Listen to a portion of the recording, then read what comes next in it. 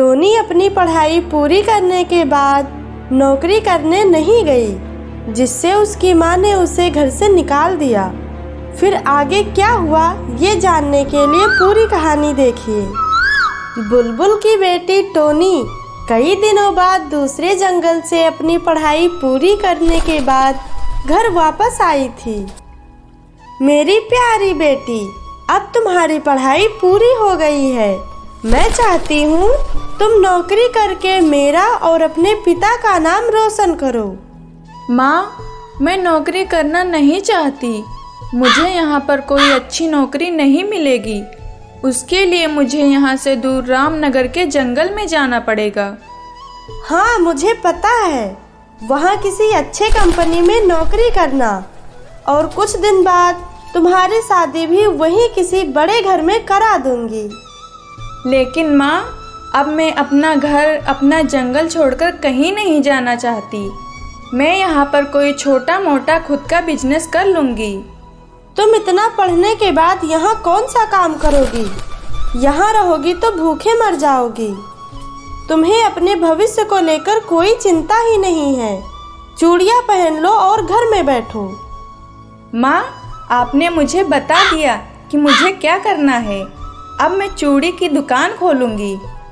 अगर तुम्हें ऐसा काम करना है तो अभी के अभी निकल जाओ मेरे घर से। ठीक है माँ, मैं जा रही हूँ। आप मुझे एक दिन ज़रूर बुलाओगी। टोनी बाजार में अपनी एक चूड़ी की दुकान लगाती है। उसकी चूड़ी बहुत चमकीली और मजबूत थी।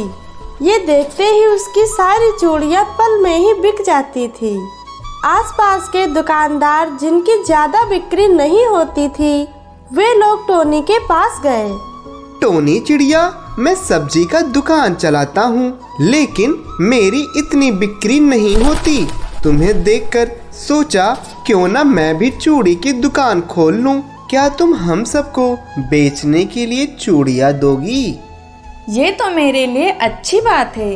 जिनको जितनी चूड़ियाँ चाहिए कल ले लेना। पूरी रात जागकर टोनी बहुत सारी चूड़ियाँ बनाती है।